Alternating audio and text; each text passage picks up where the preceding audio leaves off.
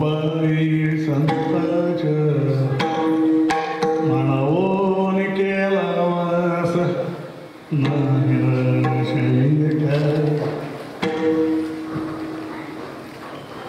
तब्येत तेवढी चांगली नाही. जेवढा वेळ बोलतोय तेवढा वेळ बोलतो, जरा धाप लागते, त्यामुळे मला वाक्य लवकर काही वेळा पूर्ण करायला होत नाही. श्रीमंत श्री जगद्गुरु तुकोबाराया या भागामधून प्रत्येक मनुष्य ज्या गोष्टीसाठी हापापलेला असतो, ज्यासाठी तो रात्रंदिवस पळापळ करत असतो, जे मिळावं म्हणून करू नये ते सगळे उद्योगधंदे करत असतो, ती गोष्ट मिळण्याचं ठिकाण पत्ता महाराज या ठिकाणी सांगतो. कुणी असो दे, गरीब असू द्या नाही तर श्रीमंत असू द्या, स्त्री असू द्या नाही तर पुरुष असू द्या, शेती करणारा असू द्या नाही तर व्यापार करणारा असू द्या, नोकरी करणारा असू द्या नाही तर लोकांचे खिसे कापणारा असू द्या, कुणी असू द्या, माणसं आयुष्यात जी सारखी पळापळ करत असतं, हे चाललंय तरी कशासाठी? महाराजांना विचारलं तर त्याचं उत्तरही ते सांगतील की आयुष्यामध्ये तुमची आमची धडपड धावपळ फक्त एवढ्यासाठी चाललेली असते.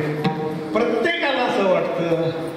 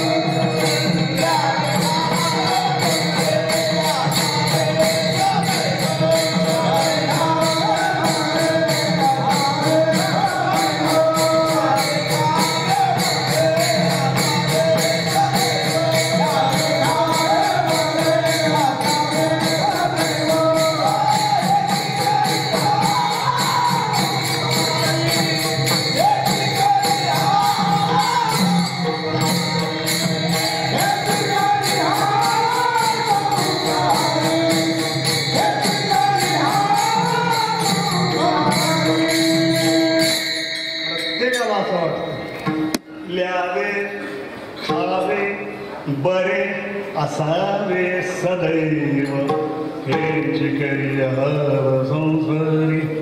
प्रत्येकाला खायला चांगलं पाहिजे, अंगावरती घालायला कपडे चांगले असले पाहिजेत, अंगावरती दागदागिने असले पाहिजेत, राहायला खरा बंगला असला पाहिजे, बसायला एखादी गाडी असली पाहिजे, हाताखाली नोकर चाकर असले पाहिजे. की प्रत्येक माणसाची अपेक्षा आहे. आयुष्यामध्ये माणसं जी एवढी सगळी धावपळ करतात ते फक्त एवढ्यासाठी, ल्यावे खावे बरे असावे सदैव हेच करिया संसार. हे सगळं जर एका शब्दात सांगायचं जर म्हटलं, आयुष्यामध्ये तुमची आमची धडपड फक्त सुखासाठी चाललेली असते. प्रत्येकाला असं वाटतं की आपल्या जीवनामध्ये कोणती चिंता नसावी, कोणती काळजी नसावी, व्यथा नसावी, दुःख नसावं, ही प्रत्येकाची अपेक्षा आहे. आयुष्यामध्ये माणसं फक्त एवढ्यासाठी धडपडत असतात. पण विचारलं एखाद्याला, आयुष्य गेले तुमची पळापळ करण्यामध्ये, तुमच्या गोवऱ्या तर पुढे जाऊन पोचलेल्या आहेत, आता तरी खरं सांगा, ज्याच्यासाठी तुम्ही एवढी धावपळ करत होता, नको ते सगळे उद्योगधंदे करत होता, किती सुख तुमच्या वाट्याला आलंय असं जर एखाद्याला जर विचारलं तर जगामध्ये असा एकही माणूस पाहायला मिळणार नाही की जो म्हणेल मला कुठलंच दुःख नाही, कुठलीच चिंता नाही, कोणतीच काळजी नाही, माझ्यासारखा सुखी मीच आहे असं म्हणणारा एकही माणूस जगात पाहायला मिळणार नाही. अर्थात त्याला दोन अपवाद आहेत. एक संतांचा अपवाद सोडला आणि आणखी एक सन्माननीय अपवाद आहे, निर्लज्जम, तो मात्र सदा सुखी असतो. एवढे जर अपवाद जर सोडले तर जगात असं आपल्याला एकही माणूस पाहायला मिळणार नाही की जो म्हणाल माझ्यासारखा सुखी मीच आहे, त्या यमानं आता कधीही यावं, माझी जायची तयारी आहे. किंबहुना सर्वात मोठं दुःख जर माणसाच्या मागे कोणतं जर असेल तर मरणाचं दुःख हे सर्वात मोठं दुःख आहे. आयुष्यामध्ये आपण पळापळ धडपड करतो ती फक्त सुखासाठी, आणि माणसाच्या वाट्याला जे येत असतं ते सगळं दुःखच असतं. कुठेतरी 4-2 दिवस सुखाचे येतात, नाही असं नाही. वाळवंटामध्ये ओयासिस असतं असं म्हणतात की कुठेतरी हिरवळ असतं, नाही तर बाकी सगळं वाळवंटच असतं. त्याप्रमाणे तुमच्या आमच्या आयुष्यामध्ये कुठेतरी 2 दिवस 4 दिवस सुखाचे येतात, नाहीतर बघावं तिकडं सगळीकडे दुःखच दुःख असतं. हा सर्वांचाच अनुभव, म्हणजे माझा अनुभव तोच आहे, तुमचाही अनुभव हाच असायला हवा. अन्य कुणी जरी असला तरी त्याचा हाच अनुभव असायला हवा. आयुष्यामध्ये फार थोडं सुख माणसाच्या वाट्याला येतं. महाराज वर्णन करतात, सुख पाहता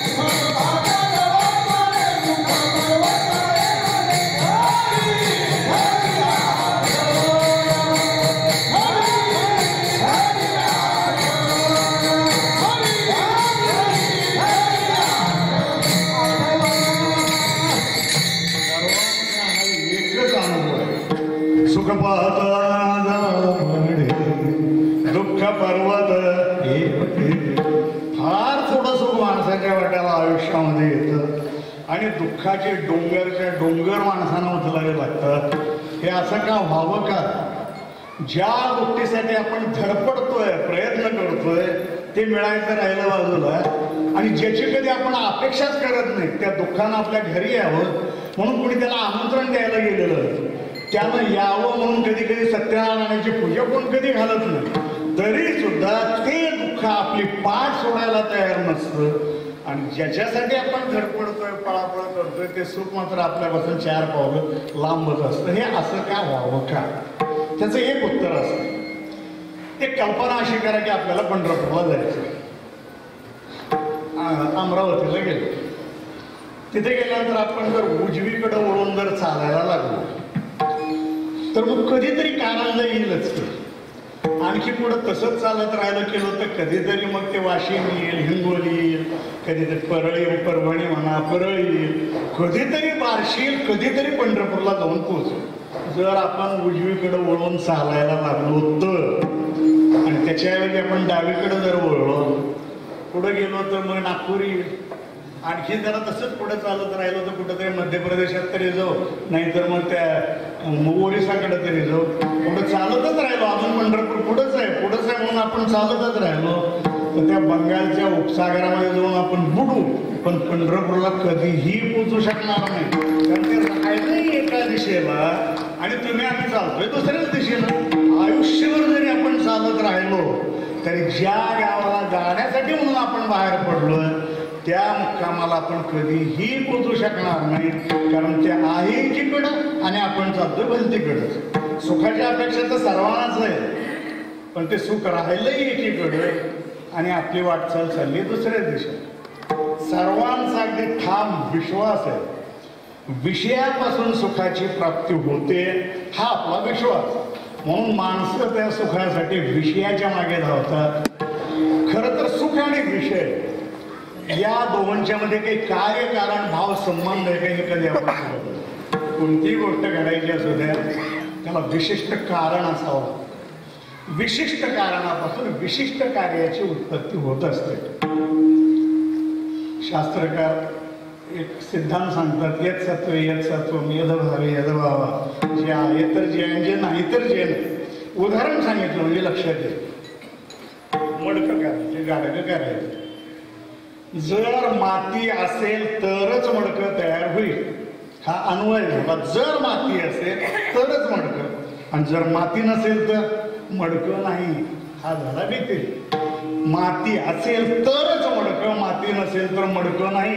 म्हणून मातीला कारण म्हणायचं, त्याचं कार्य म्हणजे मडकं. जर कापूस असेल तरच धागा, कापूस नसेल तर धागा नाही. म्हणून कापसाला कारण म्हणायचं, त्याचं कार्य म्हणजे धागा. जर धागा असेल तरच वस्त्र, धागा नसेल तर वस्त्र नाही. म्हणून धाग्याला कारण म्हणायचं, त्याचं कार्य म्हणजे वस्त्र. त्याप्रमाणे जर विषय असतील तरच सुख, विषय नसतील तर सुख नाही.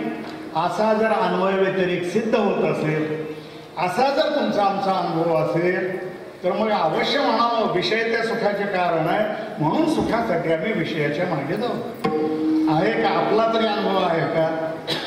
ज्यांच्याकडे विषय आहे ती माणसं आयुष्यात खरंच सुखी आहेत का? आणि ज्यांच्याकडे ते नाही ती माणसं दुःखी आहेत का? विषय प्राप्तीची साधनं म्हणून आपण ज्या गोष्टींच्याकडे पाहतो, म्हणजे बायको आहे, नवऱ्याच्या दृष्टीनं बायको, बायकोच्या दृष्टीनं नवरा, मुलगा, पैसा, सत्ता, या सगळ्यापासून सुखाची प्राप्ती होते असा आपला एक समज. ह्या गोष्टी ज्यांच्याकडे ती माणसं खरंच सुखी आहेत. बायको हा जर सुखाचा विषय असेल आणि आयुष्यात आपण जर सुखासाठी धडपडत असलो तर मग कोणत्याही नवऱ्यानं रॉकेल उचलून आपल्या बायकोला नसतं. आपण सुखासाठी धडपडतोय आणि बायकोमध्ये जर सुख देण्याचं सामर्थ्य आपल्या हातानं आपण आपल्या सुखाला आग लावली नसती. पण नवरे मंडळी असं करताना दिसतं. नवरा हा जर सुखाचा विषय असेल, त्याच्यापासून केवळ सुखाचीच प्राप्ती होत असेल तर मग कोणत्याही बायकोनं तो झोपला असताना त्याच्या डोक्यात दगड घातला नसता अथवा त्याच्या अन्नात विष कालवलं नसतं. पण बायका सुद्धा असं करताना दिसतात.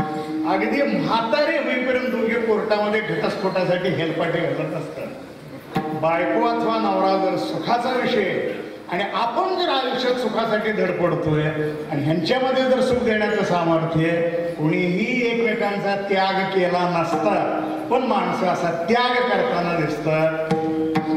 मुलगा हा जर सुखाचा विषय असेल, मुलापासून सुखाचीच प्राप्ती जर होत असेल, तर मग कोणत्याही बापानं पोराला राहू वाटलं तर घरात राहा, नाही तर चालायला लाय, ही मी मिळवलेली प्रॉपर्टी आहे असं म्हणून पोटच्या पोराला घराबाहेर हाकललं नसतं. पण बाप सुद्धा असं हाकलून देताना बघायला मिळतं. पोराला हाकलून देणं फार किरकोळ गोष्ट आहे. पोटच्या मुलाची हत्या करणारे बाप सुद्धा याच जगात आहेत. पेपरमध्ये वाचलेले काय नाही, पेन किंवा पनवेल कुठं तरी मी ज्यावेळेला कोकणात होतो त्यावेळेला पेपरमध्ये वाचलं, बापाची किडनी फेल झाली. डॉक्टरकडे गेल्यानंतर डॉक्टरने ऑपरेशनच्या अगोदरचा खर्च, नंतरचा खर्च, ही सगळी यादी सांगितली. बघा म्हणे एखादं कोणीतरी डोनर, बघा शब्दांचे अर्थही आता बदलायला लागले. डोनर किंवा दाता आपण कोणाला म्हणतो? जो विनामूल्य एखादी वस्तू कोणाला जर देत असेल तर त्याला दाता म्हणायचं. देणारा दाता असतो, घेणारा याचक असतो. विनामूल्य जर दिलं तर त्याला दाता म्हणायचं. किडनी देणारा मोजून 3 लाख 4 लाख रुपये घेतो, पण तरी त्याचं नाव डोनर. बघा म्हणे एखादा कोणी डोनर आहे का? बापाची परिस्थिती सामान्य, आता एवढा पैसा आणायचा होता. त्याने एक विचार केला, मुलानं जर त्याची एक किडनी मला दिली तर त्याचंही काम बघते, माझंही काम बघते. म्हणून त्यानं पोराला विचारलं, तुझी एक किडनी मला देतोस का म्हणून? पोरगा विचार करायला लागला, माझं तर अजून आयुष्यात काहीच झालं नाही, लग्नही नाही, काहीच नाही, आणि माझी किडनी देऊन काय करू? पुढचं आयुष्य काढायचं कसं? तो बापाला म्हणायला लागला, मी अजून कुठे काम मिळालं तर बघतो, जेवढे पैसे मला मिळवून आणता येतील ते आणतो, तुमच्या हवाली करतो. ज्या वेळेला ऑपरेशन करण्याइतपत पैसा आपल्याजवळ होईल त्यावेळेला आपण ऑपरेशन करू.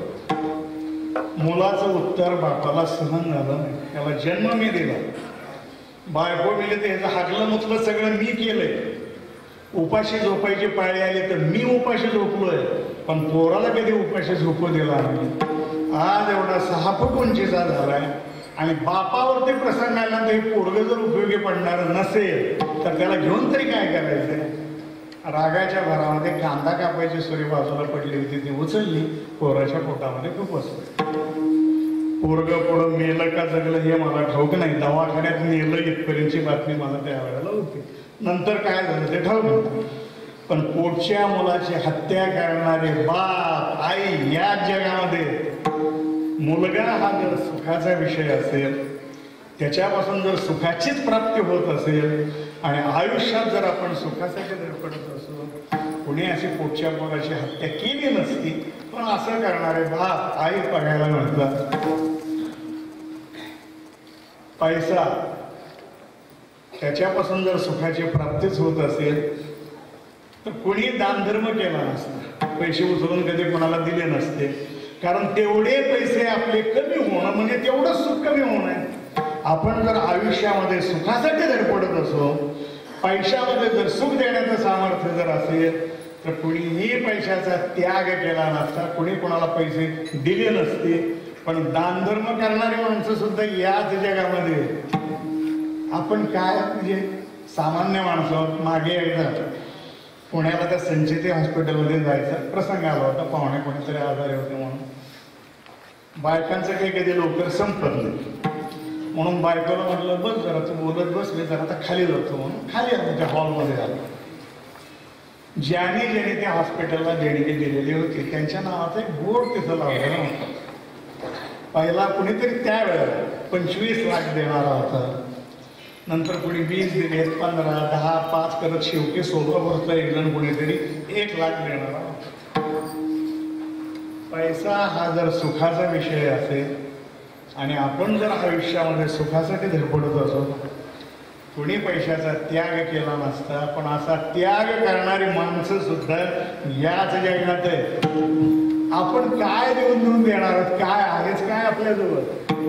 पण जगामध्ये असे काही महाराज होऊन गेले जे राजे होते, सम्राट होते, ज्यांच्या राज्यामध्ये दुष्काळ कधी ठाऊक नव्हता, 12ही महिने गंगेसारखी नदी दुथडी भरून व्हायची. आंबे खावे वाटले, वैशाख महिन्याची वाट पाहावी लागत नव्हती. 12ही महिने ज्याच्या राज्यातले फळझाडं सदैव भरलेली असायची, ज्याच्या प्रासादामध्ये, राजवाड्यामध्ये एकीपेक्षा एक तरुण सुंदर स्त्रिया पत्नी म्हणून ज्याच्या सेवेला सदैव तत्पर होत्या, या सगळ्यावरती लाथ मारून जाणारे काही महाभारत होऊन गेले. ज्ञानावराय त्यांचं वर्णन करतात. 18 भार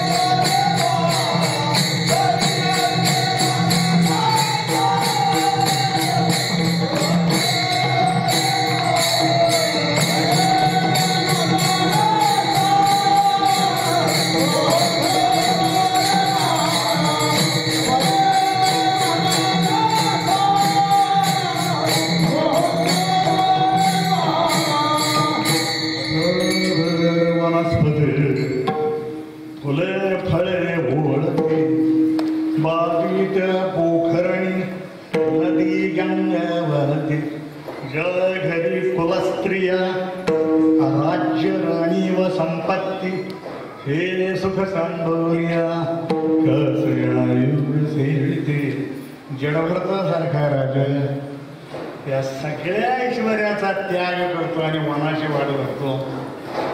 विश्वामित्राला आपण सर्वजण ऋषी म्हणून ओळखतो, पण हा राजपुत्र असणारा राजाच्या पोटी जन्माला आलेला तो सुद्धा या सगळ्याचा त्याग करतो आणि मनाची वाढ करतो.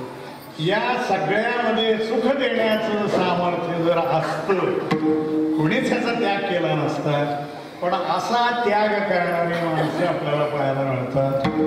बायकोचा, पोराचा, पैशाचा, घराचा त्याग करणारी माणसं पाहायला मिळतात.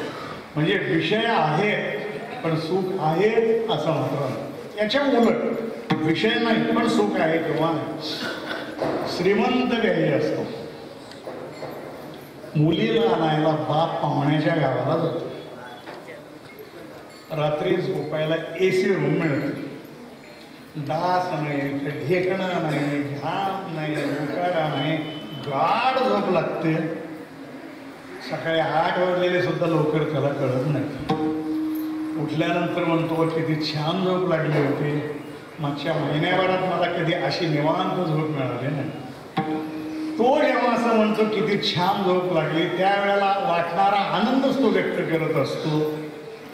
म्हणजे झोपेमध्ये असताना सुद्धा त्याला सुखाची अनुभूती येते, आनंद वाटतो. म्हणूनच म्हणतो किती चांगली झोप लागली होती. जेव्हा तो गाढ झोपेमध्ये असतो त्यावेळेला कोणतेही विषय नसतात. विषयाचा अनुभव देणारी कोणतीही इंद्रिय जागी असत नाही, सर्व इंद्रिय लीन झालेली असतात.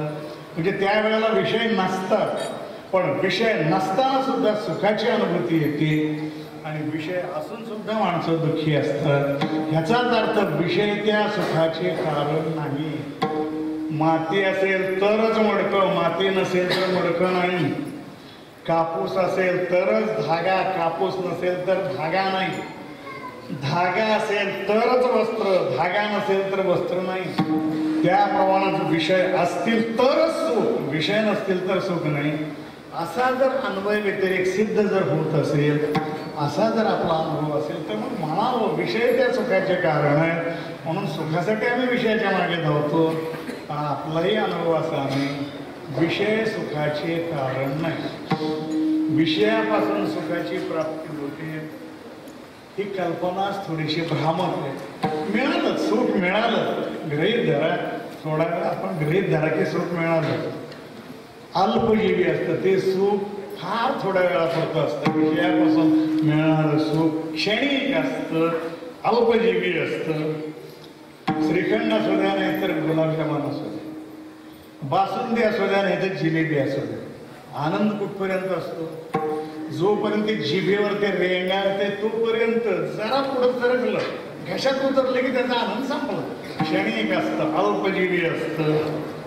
ज्ञानावर आहे दृष्टांत. उन्हाळ्याचे दिवस, 2 मित्र घराचं छप्पर उडून गेले, घरात ऊन लागायला लागले. अरे दोघांची चर्चा चालली, अरे कसलं ऊन लागते, काहीतरी निदान वरती 4 नारळाच्या झावळ्या असू द्या नाही तर वाड्याचे काहीतरी आणून जरा काहीतरी करावं की. एक घर म्हणजे तयार करायचं ठरतं. तेवढ्यामध्ये भला मोठा ढग वरती येतो, खाली सगळी सावलीच होऊन जाते. मग एक जण दुसऱ्याला म्हणतो, अरे आपण घर वरचं नीट करायचं म्हणत होतो, कशासाठी? त्यानं सांगितलं ऊन लागतंय म्हणून. हा म्हणायला लागला, आता जर सगळी सावलीच सावली जर झाली, ऊनच जर कुठे दिसत नाही तर वरती घरावरती छप्पर टाकायचं कारण काय? अरे मूर्खा, ही सावली किती वेळाची आहे, अजून वारा सुटलेला नाही, त्या ढगाला अजून पळवून लावलेलं नाही. तोपर्यंत 2 मिनिट, 5 मिनिट, 10 मिनिट एवढ्या पुरतीच ती सावली आहे. पुन्हा ऊन आहे ते आहेच आहे. ढगापासून मिळणारी सावली ज्याप्रमाणे तात्कालिक असते, क्षणिक असते, त्याप्रमाणे विषयापासून मिळणारं जे सुख आहे हे असं थोड्या वेळापुरतं असतं. दुसरा दृष्टांत ज्ञानोबा सांगतात, कुठेतरी आपण जत्रेला जातो, तर आलोय म्हणा जत्रेला आलोय, यात्रेला लेकरासाठी काहीतरी घेऊन जावं लागतं, खेळायला न्यावं लागतं, खायला घेऊन जावं लागतं. TV वरती जर रामायण महाभारत चालू जर असेल तर मग बाजारात तलवारही मिळते, गदाही मिळते, धनुष्यबाणही मिळतं. म्हणून काही खरीखुरी गदा कधी घरी न्यायची नसते. गदा पोराला खेळायला नेली तरी ती फुग्याची न्यायची. म्हणजे जरी त्यानं दुसऱ्याच्या डोक्यात घातली, जरी मोठा आवाज झाला तरी भांडण काही घरापुढे येतो. कुणीतरी आपल्या मुलीला खेळायला म्हणून कागदाची बाहुली नेली. आता ह्या बाहुलीचं आयुष्य किती वर्षाचं, किती महिन्याचं किंवा किती दिवसाचं? जोपर्यंत लेकराच्या हातात पडलेली नाही तोपर्यंतच त्या कागदाच्या बाहुलीला आयुष्य. जोपर्यंत वरती शोकेसमध्ये ठेवली, काचेच्या पलीकडे, तोपर्यंतच त्या बाहुलीला आयुष्य असतं. एकदा का लेकराच्या हातात ती पडली पाय कुणीकडे गेला, हात कधी तुटला, मुठकं कधी धडापासून वेगळं झालं काही सांगता येत नाही. ज्याप्रमाणे कागदाची बाहुली अल्पजीवी असते, ढगापासून मिळणारी सावली क्षणिक असते, त्याप्रमाणे विषयापासून मिळणारं जे सुख आहे असं क्षणिक आहे, अल्पजीवी आहे, तेवढ्याच वेळे पडतं. ज्ञानोबा सांगतात विषयाचे समासुख वेगळाचे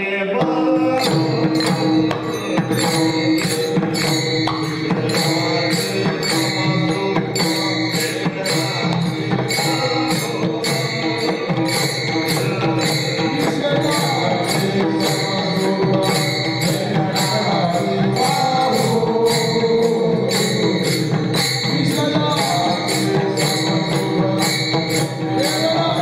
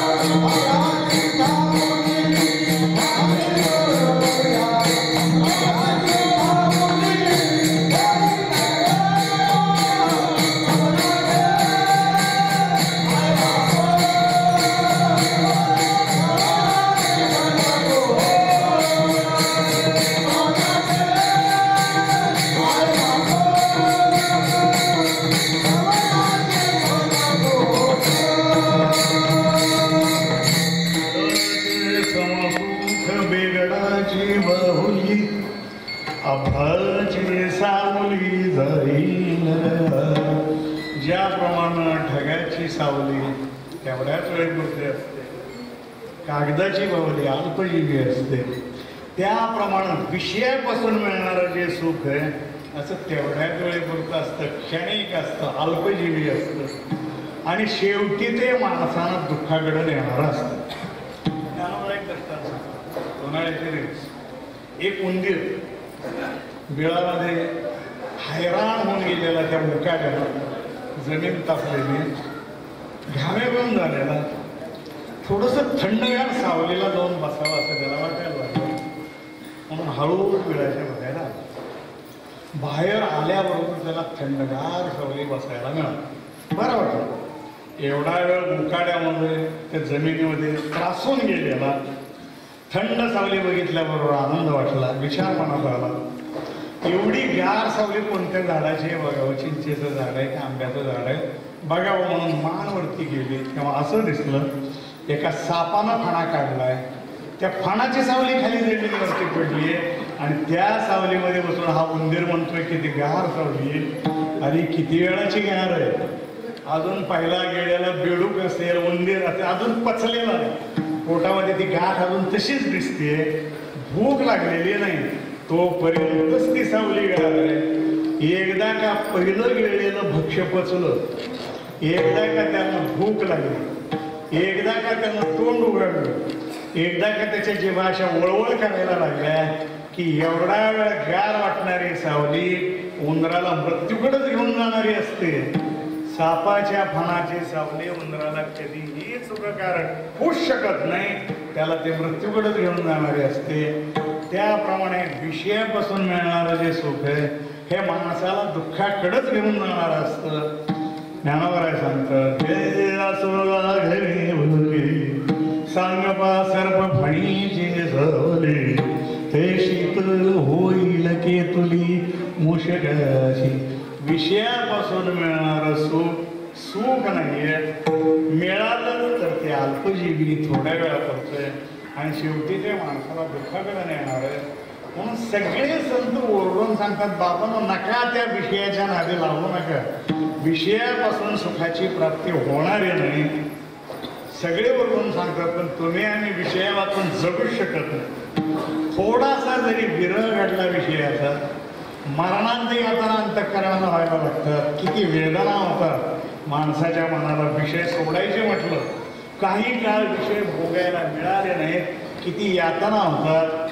ज्ञानोबा एके दृष्टांत देऊन सांगतात, जे सरस घडित होय ओहा होणी वत्स घडित ना तरी भांग दवडीत भाय. एक सारस पक्ष नावाचा एक पक्षी, त्याला एक शाप. आता त्या शापाचं कारण सांगत बसायचं काही कारण, पण होतं असं, त्या शापामुळं रात्रीच्या वेळेला नर मादीला ओरडून आवाज द्यायला लागतो. मादीच्या कानावर तो आवाज पडतो किंवा मादी नराला बोलवत असते, त्या नरालाही तो आवाज ऐकू येतो. पण त्या शापामुळं होतं असं, नर जर डावीकडनं ओरडत असेल तर मादीला तोच आवाज उजव्या दिशेनं आल्यासारखा वाटतो. मादी उजवीकडनं त्याला बोलवत असेल तर नराला तोच आवाज डाव्या दिशेनं आल्यासारखा वाटतो. रात्रभर दोघेही गिरट्या घालतात एकमेकाला शोधण्यासाठी, पण रात्रभर शोधून सुद्धा जेव्हा त्या तरुण जोडप्याची भेट होत नाही, त्यावेळेला जे दुःख त्या पक्ष्यांच्या अंतःकरणाला होत असेल, आपला सहचारी किंवा आपली सहचारिणी जवळ आहे, आपल्याला बोलवते, आवाज देते, एकमेकांचा आवाज एकमेकाला ऐकायला येतोय, पण रात्रभर शोधून सुद्धा जेव्हा त्या तरुण जोडप्याची भेट होत नाही, त्यावेळेला जे दुःख त्या पक्ष्यांच्या अंतःकरणाला होत असेल, एवढं दुःख आपल्या मनाला विषयाचा विरह घडला तर व्हायला लागतं. पुढचा दृष्टांत ज्ञानोबा सांगतात, व्यालेली गाय असते. अर्थात काळ आता बदललेला आहे, म्हणजे आपल्या गायी 24 तास गोठ्यामध्येच बांधलेल्या असतात. पण पूर्वीचा काळ ज्या लोकांनी बघितलाय त्यांना ठाऊक आहे की गायरान असायची, जनावरं चरायला अशी बाहेर जायची. संध्याकाळच्या वेळेला व्यालेली गाय वासराच्या उडीनं सगळ्या जनावरांच्या पुढे चालायची. मालक दारात वाट बघत बसलेलंच असायचं.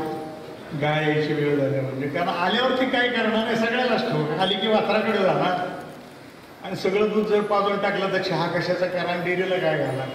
तो वाढ उलट थांबलेला असायचा. गाय आली वासराकडे जायला लागली की तिच्या कानाला धरायचं आणि मोडत ओढत जिथं दावण असेल घावाण असेल तिथं नेऊन बांधायचं. वासरू सकाळी एकदा दूध पिले, अजून त्याला वैरण खायला येत नाही, गवत खायला येत नाही. दुपारपासून ते सारखं हमरायला लागलेलं असतं, पोटामध्ये भुकेचा डोंब उसळलेला असतो, भूक लागलेली असते, ते सारखं हमरत असतं. गाय आली, आई आलेली दिसली की ते वासरू धडपडायला लागतं गाईकडे जाण्यासाठी. पण जोपर्यंत मालकाची धार काढायची वेळ होत नाही तोपर्यंत त्या वासराचं धडपडणं व्यर्थच असतं. एकदा त्या डेअरीचा भोंगा असतो म्हणा किंवा धारीची वेळ होते, मालक हातामध्ये बादली कासंडी चरवी जे काय असेल ते घेऊन येतो. वासराचं दाव सोडतं, आता दूध प्यायला मिळेल म्हणून ते वासरू शेपूटवरती करतं, टना टना टना टना उड्या मारत आईच्या काचेला जाऊन लागतं. मालक बघतच असतो गाईनं पाना घातलाय का नाही. गाईनं पाना घातलेला दिसला की त्या वासराच्या तोंडात आपला अंगठा घालायचा, त्याला बाजूला ओढायचं आणि आपण धार काढायला बसायचं. सकाळी कधी एकदा ते दूध पिलेलं नाही, अजून वैरणवर काही खायला येत नाही. त्या भुकेल्या वासराला समोर आपली आई दिसते, आईच्या सडामधून येणारं दूधही दिसतंय. पण भुकेल्या वासराला ते जेव्हा प्यायला मिळत नाही त्यावेळेला जे दुःख त्याच्या अंतःकरणाला होत असेल, एवढं दुःख माणसाच्या मनाला विषयाचा विरह घडला तर व्हायला लागतं. अरे आईनं जो पाना घातलाय तुमच्यासाठी घातलेला नाही, माझ्यासाठी घातलेला आहे. भुकेला माझा जीव व्याकुळ झालेला आहे.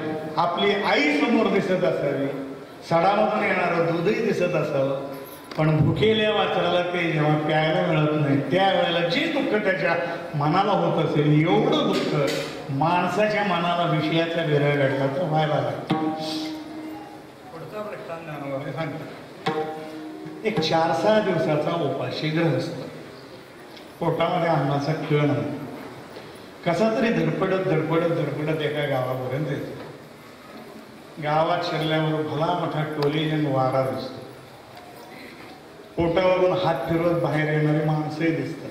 तिच्या लक्षात येतं थोरा मोठ्याच्या घरचं काहीतरी कार्य चाललंय, एवढे माणसाचा जीवन बाहेर पडतंय तर माझ्यासारख्या भुकेल्या माणसाला 2 घास खायला कोणी नाही म्हणणार नाही असा समज करून घेऊन हळूच आतमध्ये जातो. जरा कोपऱ्यातली अंधारी जागा कोपऱ्यात पंख्याला बसतो. वाढ सुरू झालेली असते, पक्वान्नाचा घमघमाट सुटलेला असतो. अगोदरच पोटामध्ये काही नाही, त्या पदार्थाच्या वासाला ह्याची भूक आणखी प्रज्वलित होते आणि कधी एकदा हे सगळे कुंडलीवरती म्हणतील कधी मी एकदा त्या अन्नावरती तुटून पडेल असं झालं. वाट चाललेली असते. मालक जरा पंक्तीमधनं फिरत असतात, ही वाढपी मंडळीने एक वाढतायत की नाही पाहण्यासाठी. कसं आहे, काळ आता बदलला. पूर्वीच्या काळी आपल्या परड्यामध्ये अन्न शिजायचं, रस्त्यावरती पंक्ती बसायची आणि माणसं आग्रह करून लोकांना वाढायची. आता आपण ते कॉन्ट्रॅक्ट बेसिसवरती कॅटररला जेवण दिलेलं असतं. 150 रुपयाला ताट, 200 रुपयाला ताट सांगितलेलं असतं, एवढे माणसं ठरलेलं असतं. तो कॉन्ट्रॅक्टर जो असतो त्याला जर समजा 1000 माणसाची ऑर्डर दिलेली असेल तर तो 900 माणसाचा स्वयंपाक तयार करतो.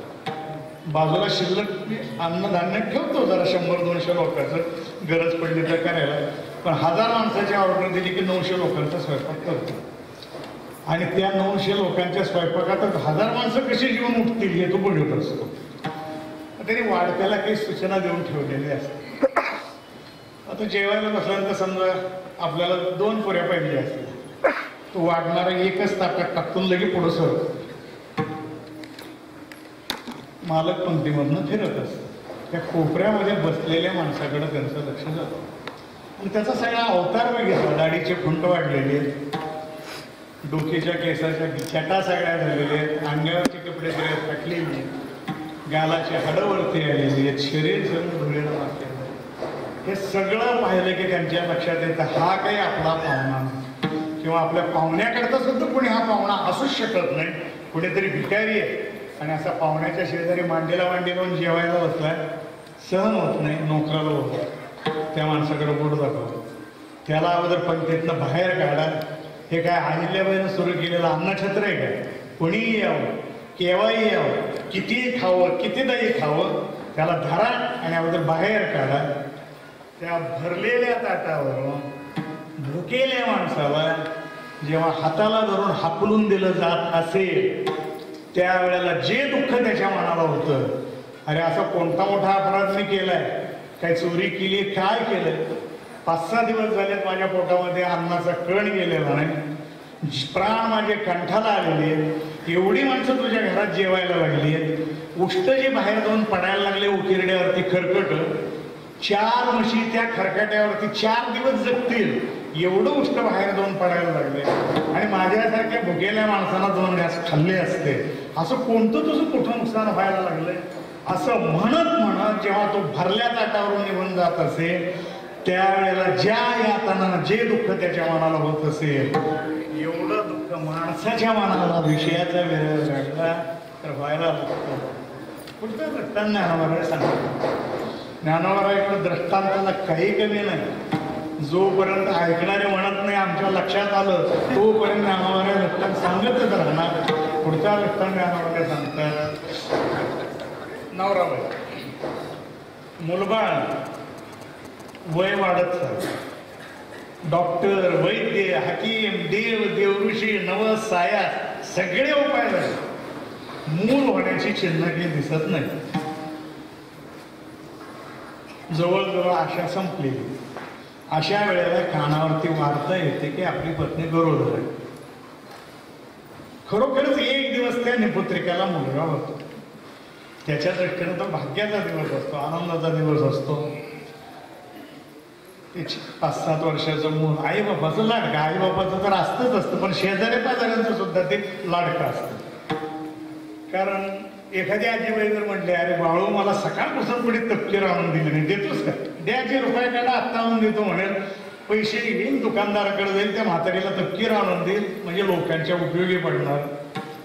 शाळेमध्ये शिक्षकांना प्रिय असतं, अभ्यासात हुशार असतं, तेव्हा शिक्षकांना प्रिय असतं.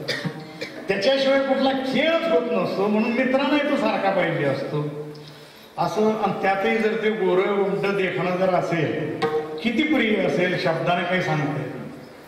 खरं तर आईला पोरग शेंबडा असू द्या नाही तर नट्टा असतो, आंधळा असू द्या नाही तर पांगळा असू द्या, प्रियच असतं.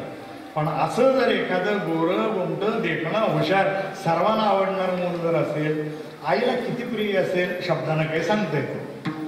क्रिकेटचा सीझन चाललेला असतो, गल्लीमध्ये पोरं क्रिकेट खेळायला लागलेली असतात.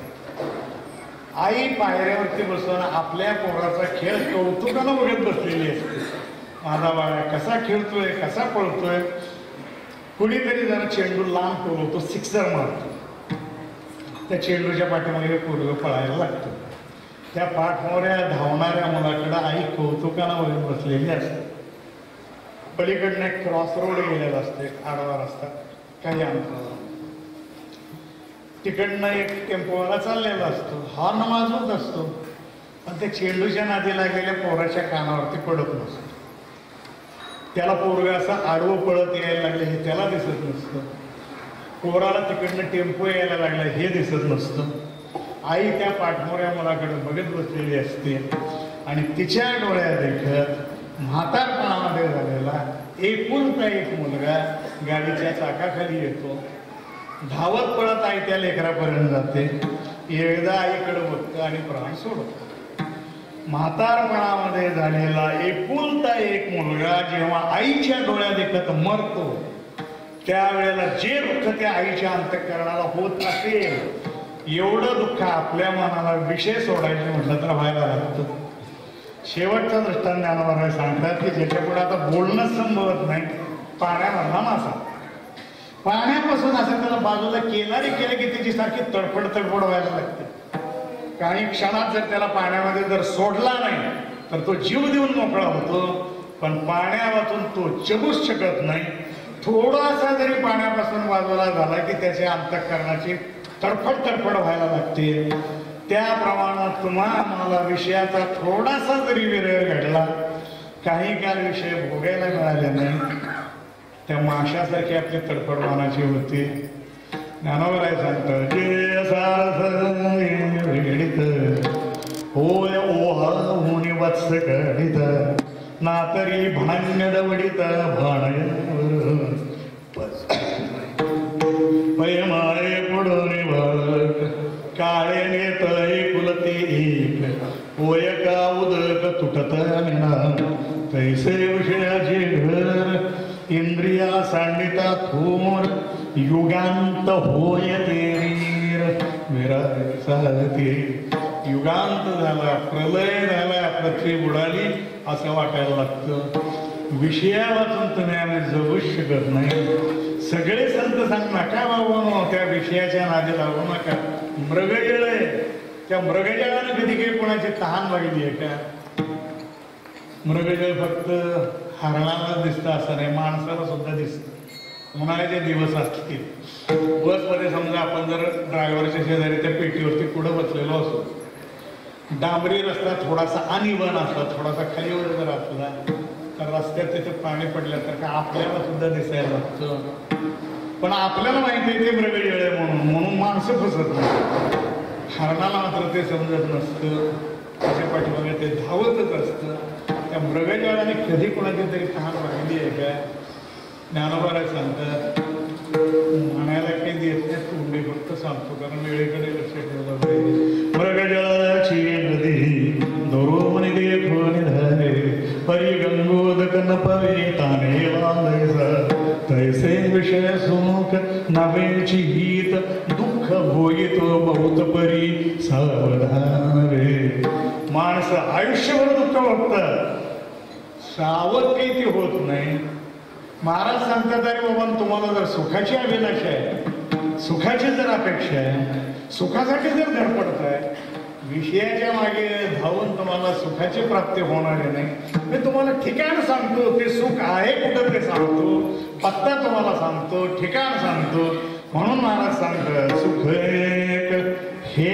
चिठ्ठल बहुपरी संतच म्हणून केलास नारायणा शैठ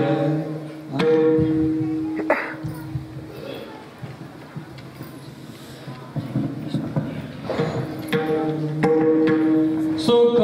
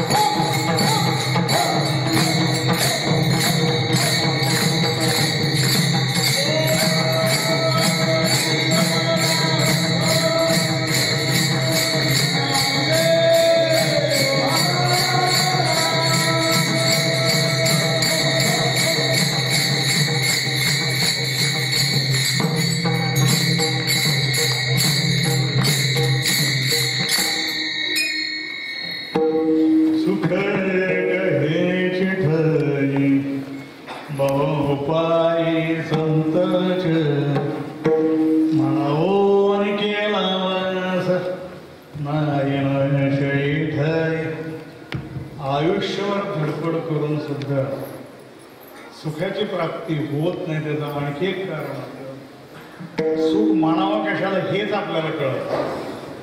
प्रत्येकाच्या सुखाच्या कल्पना ह्या वेगवेगळ्या त्या माणसाबरोबर बदलतात, काळाबरोबर बदलतात, देशाबरोबर बदलतात.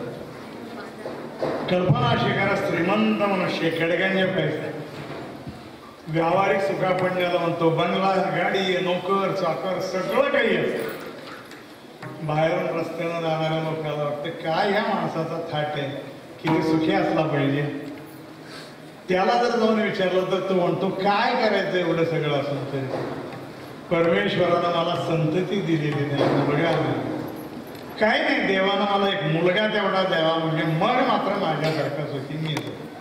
म्हणजे ज्याला मुलबाळ नाही त्या माणसाला जर जाऊन विचारलं तर त्याच्या दृष्टीनं मुलगा होणं हे सुखाचं लक्षण आहे. त्याला विचारलं तर म्हणेल काही नाही, देवाला एक मुलगा द्यावा मग मात्र माझ्यासारखा सुखी मीच आहे. म्हणजे ज्याला मुलबाळ नाही त्याला सुख कशात आहे म्हणून विचारलं तर तो म्हणेल मूल होण्यावर.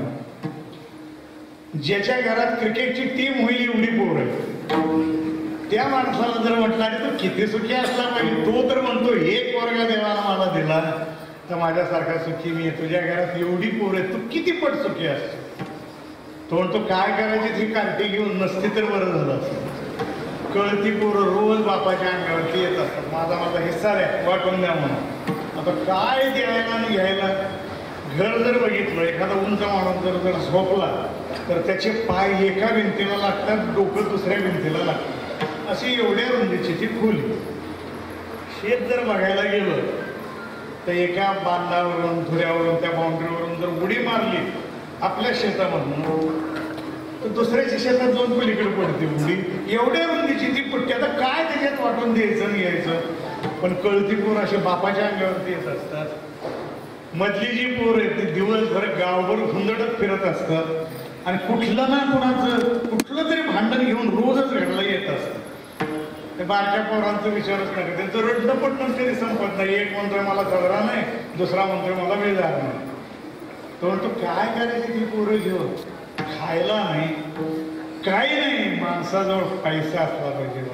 पैसा असला, म्हाताऱ्याजवळ एवढं गटड आहे म्हणून जर समजलं, घरचे तर विचारतातच पण बाहेरची माणसं सुद्धा चौकशी करतात. आज पण घरात नाही दिसत, तुमच्या गावाला गेले ते सोनबाई वगैरे पोरं दिसत नाही, तुम्हाला काही चहा वगैरे आणून द्यायचं आहे का. म्हणजे घरची चौकशी करतील काय नवलंय, पण बाहेरची माणसं सुद्धा चौकशी करायला लागतात जर जवळ पैसा असला तर. तो म्हणतो काय नाही बघा, मला तेवढं देवाने एक लॉटरी लावून द्यावी मग माझ्यासारखा सुखी मीच आहे. काय करायचं ती कार्टी घ्या. म्हणजे ज्याच्याकडं मुलबाळ नाही त्याला मुलगा होणं हे सुखाचं लक्षण. ज्याच्याकडे मुलबाळ आहे पण पैसा नाही तो म्हणेल पैसा मिळण्यामध्ये आनंद आहे. ज्याच्याकडे पैसा येईल मुलगा आहे त्याला म्हटलं तर तुम्ही किती सुखी असला पाहिजे. अहो तुमच्याकडे सगळंच आहे, मुलगाही आहे पैसाही आहे, एकूणता एक मुलगा, थाटामाटानं लढणं, सगळ्या गावाला आमंत्रण, इच्छा बजेट जे तुम्हाला खाऊ वाटेल ते खा. म्हणजे श्रीखंड खाऊ वाटलं श्रीखंड पुरी खा, बासुंदी काही वाटली बासुंदी प्या, गुलाबजामुन खायचे असले गुलाबजामुन घ्या, जिलेबी घ्यायची असले जिलेबी घ्या, काय खायचं ते खा. गोड खायचा कंटाळा जर आला तर खरडा भाकरीचा झुणका भाकरीचा स्टॉल लावलेला असतो, जे तुम्हाला खायचं असेल ते खा. सगळ्यांची जेवणं होतं. माणसं म्हणतात सगळी जेवली, पाहुण्यावेळे सगळे जेवले, तुम्ही चांगलं बसा होतं जेवायला. ते जेवायला बसतात आणि ह्यांच्या पुढे ताक आणि कण्या आणून ठेवतात. माणसं म्हणतात अहो तुम्ही गावाला लाडू जिलेबीचं जेवण देताय, तुम्ही ताक आणि कण्या खाताय. तू म्हणतो काय करू, शुगर 700 झालेली आहे, डॉक्टरनं सांगितलंय जर जगायचं असलं तर हेच खाल्लं पाहिजे. त्या साखरेकडे नुसतं वळून सुद्धा बघायचं नाही, नाहीतर उद्या जायचं असलं तर आज आणि आज जायचं असलं तर आत्ताच. काय करायचंय, पैसा घेऊन तरी पोरंबाळं घेऊन तरी. घशाचा कॅन्सर झालेला असतो, घशा वाटत तर पोटात काही जात नसतं म्हणून डॉक्टरने एक बिंडीला होल पाडलेला असतो, त्याच्यामध्ये एक प्लॅस्टिकचा ट्रान्सपरंट पाईप बसवलेला असतो. त्या पाईपाच्या वरती नारसाळ बसवलेला असतं, एक नाळ. कॉफी असेल, दूध असेल, चहा असेल, वरती नाळक्यात होत आहे, त्यातनं ते खाली पाईपात यायचं आणि पाईपातनं पोटात जायचं. काय करायचंय पैसा घेऊन तरी ती केमोथेरपी घेता घेता डोकीचे केस सगळे गेलेले असतात, मान बाजून निघालेली असते. ज्या माणसाच्या वाट्याला ते भोग आलेले असतात त्यालाच फक्त त्या वेदना ठाऊक असतात. त्याला जाऊन विचारा सुख कशामध्ये, तो म्हणेल काय नाही बघा, परमेश्वरानं मला तेवढं ह्या आजारातनं तेवढं बरं करावं, मग मात्र माझ्यासारख्या सुखींनी. प्रत्येकाच्या सुखाच्या कल्पना ह्या वेगळ्या. आपली झालेली फजिती कधी चार लोकांमध्ये सांगून म्हणतात, पण मला ठाऊक आहे ही माझी एकट्याची झालेली नाही, तुमची सुद्धा प्रत्येकाची कधी ना कधीतरी झाली म्हणून सांगतो. त्यावेळेला मी सोलापूरला होतो. मला चिपळूणकडे जायचं होतं. सुट्टीच्या दिवशी असं जाऊन यायचं, कुठं तरी वारकऱ्याच्या प्रवाहाचे कार्यक्रम असतात तर जावं लागायचं. रात्री 9:15 व्हायचं असं. दिवसभर बऱ्याच वेळेला मला पेपर वाचायला वेळ मिळायचा ना, कारण संध्याकाळी आले की त्या फाईल घ्या, त्याच्या नोट्स काढून ठेवा. सकाळी त्या स्टेनवर बोलवलेलं असायचं जजमेंट सांगण्यासाठी वगैरे, मग सकाळचं वेळ त्याच्यात जायचं. कुठं गावाला जावं लागलं, काय झालं ते वाचायला वेळ मिळायचा नाही. म्हणून एक सवय लागलेली घरात. जेवायला बसलो की निदान हेडलाईन्स तरी बघून घ्याव्या म्हणून तू पेपर पुढे घेऊन जेवायचं. प्रवासामध्ये आपण असताना किती खाल्लं पाहिजे ह्याचं भान मला आहे, पण झालं माझ्याकडनं जरा दुर्लक्ष झालं. 2 कारणं. एक पेपर वाचण्याच्या नादामध्ये, आणि दुसरी गोष्ट आवडीचा पदार्थ पुढे आले त्यामुळे जरा आम्ही कमी जास्ती खाल्लो. जेवण झाल्यावर लक्षात आलं की आपण जरा जास्त जेवलो. त्याच्या अगोदर 4-2 दिवस थोडंसं इकडं तिकडं जाणं जागरण वगैरे होतं. बॅग घेतली, स्टँडवरती गेलो, गाडीत बसलो.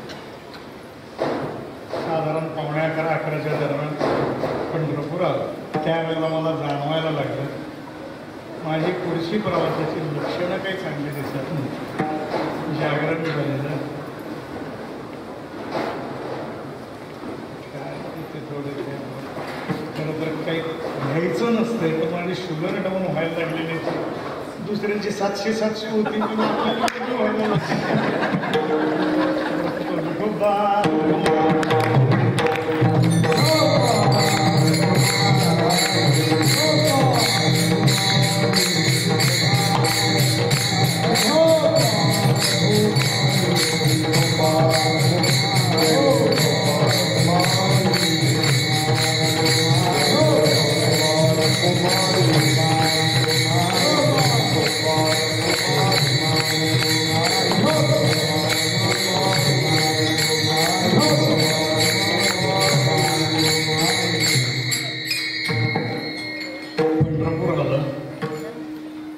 पोटामधून जे चित्रविचित्र आवाज यायला लागले.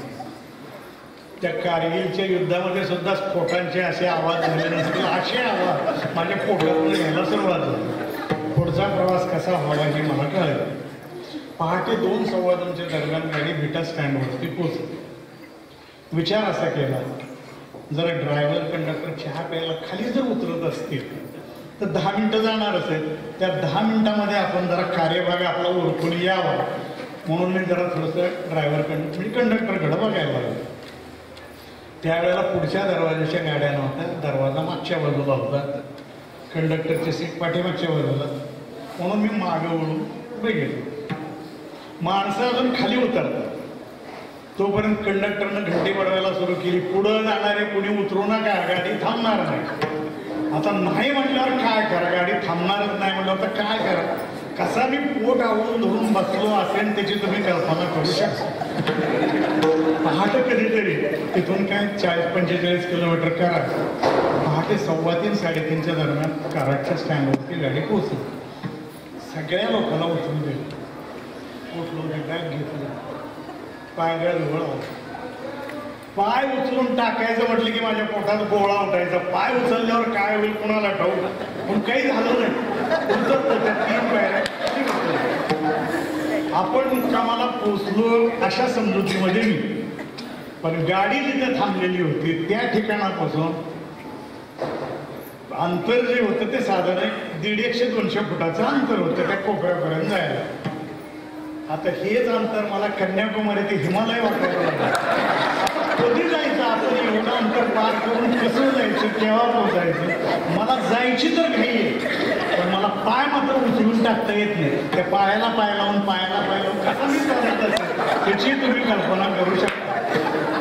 पुढे गेलो त्या 2च पायऱ्या सोडून वरती जायचं होतं पुढे, पण त्या 2 पायऱ्या सुद्धा मला रायगड्यासारख्या उंच वाटायला लागल्या. आता एवढ्या पायऱ्या सोडून वरती कसं सुखरूप जायचं? पण काही नाही, सुखरूप पोचलो आम्ही, काय झालं नाही. पुढे गेलो, आपण पोचलो, मुक्कामाला पोचलो. ह्या आनंदामध्ये मी पुढे गेलो तर तिथं 7-8 माणसं ओळीला थांबली. आता इथपर्यंतची वस्तुस्थिती काय घडलं ते सांगितलं, एरवी सांगितलंय नसतं, पण हा प्रसंग प्रत्येकाच्या आयुष्यात कधी ना कधी ते कुठंतरी आलेला असतो, म्हणून माझीच कधी झाली म्हणून सांगितलं. आता इथपर्यंत झालेली घटना, आता ह्याच्या पुढची मात्र कल्पना आहे बघा, ती काही वस्तुस्थिती नाही, ह्याच्या पुढची कल्पना अशी करा. तिथे त्यावेळेला मला एखाद्या वारकऱ्याची गाठ पडली आणि त्यांनी मला जेवणाचं आमंत्रण दिलं. माझ्या घरी चला, तेवढं म्हणजे 4 घास, काय तुम्हाला आवडतंय दादा, म्हणजे श्रीखंड आणून का पासून द्या, असं जर एखाद्यानं मला तिथं त्या वेळेला विचारलं जर असतं तर त्याला मी एवढंच म्हटलं असतं, बाबा तो 1 नंबरचा माणूस जर तुझ्या ओळखीचा असेल, त्याचा नंबर जर मला मिळत असेल तर आज जाऊन बसल्याबरोबर जे सुख येते त्या श्रीखंडात कोणाला कशावर कधी आनंद वाटेल, ज्या गोष्टीचा माणसाला त्रास व्हायला लागलेला असतो त्या त्रासातनं सुटका होणं त्याचं नाव सुख आहे. प्रत्येकाच्या सुखाच्या कल्पना ह्या वेगवेगळ्या आहेत, माणसाबरोबर, काळाबरोबर, देशाबरोबर बदलतात, म्हणूनच ते चुकीचे आहे. गणितामध्ये बेचूक किती म्हणून विचारतात, एक जण म्हणतोय 10, दुसरा म्हणतोय 5, तिसरा म्हणतोय 7. प्रत्येकाची जर उत्तर गणितात वेगवेगळी जरी यायला लागली, डोळे दाखवून सांगावं ह्यांची उत्तरं चुकीची आहेत. सर्वांचं उत्तर जर एक असेल तर ते उत्तर बरोबर. प्रत्येक विद्यार्थ्याबरोबर जर असं उत्तर जर बदलत असेल तर ते उत्तरच चुकीची आहे. त्याप्रमाणे सुखासंबंधी तुमची आमची प्रत्येकाची उत्तर वेगळी आहे, म्हणूनच ते चुकीची आहेत. सांगताना विचारा, त्यांची वेगळी अशी उत्तरं यायला नाही.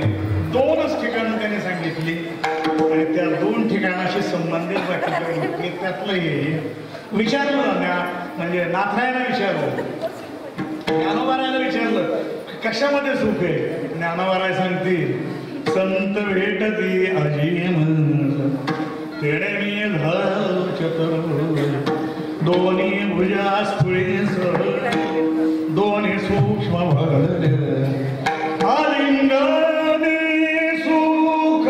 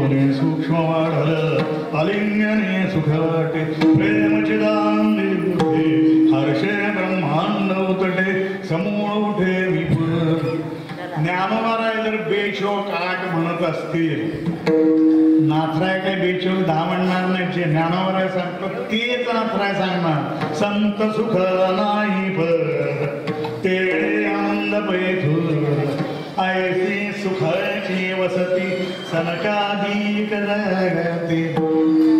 नाथराय जर बेचूक आठ म्हणत असतील तर तुकोबाराय काय बेचूक दहा म्हणणार आहेत का?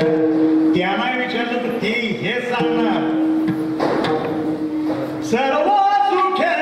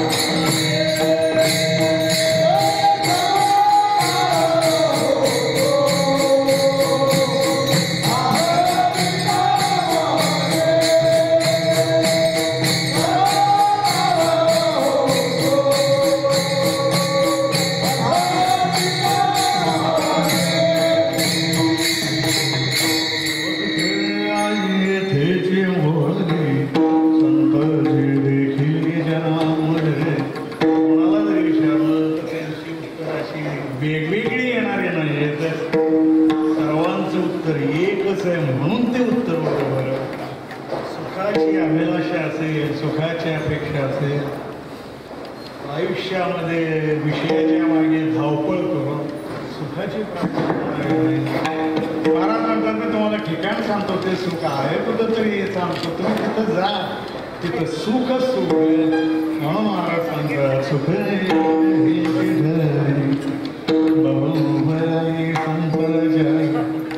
महाराज म्हणतात तिथं एवढं सुख आहे म्हणून तर मी तिथं वास केला म्हणून केलं. एकदा त्या सुखाची प्राप्ती झाल्यानंतर कशाला हालचाल करायची, तिथंच पडून राहायचं. न करावी निवारली चिंता, सगळी चिंता संपून गेली. संतांची भेट झाली, सगळी चिंता संपली.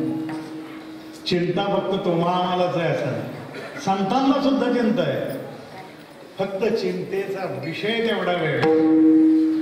तुमची आमची चिंता पुरीचं लग्न कसं करावं,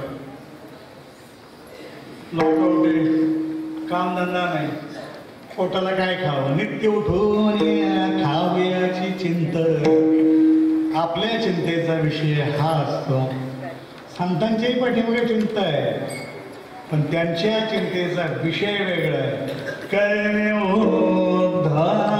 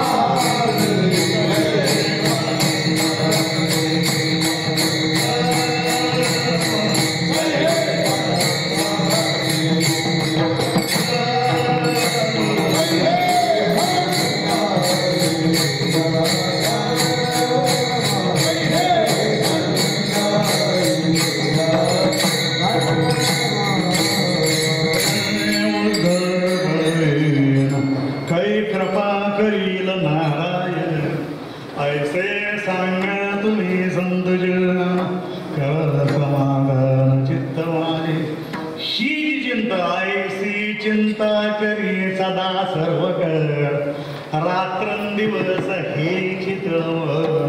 ही जी महाराजांच्या अंतःकरणाला लागलेली चिंता तळमळ संत विटीच्या योगाने हे सगळं संपलं. म्हणून महाराजांना जे वाटतं ते महाराज पुढे ठेवतात की जर सुखाची अपेक्षा असेल फक्त संतांच्या चरणाजवळ जावा. सुख सुख आहे म्हणून महाराज सांगतात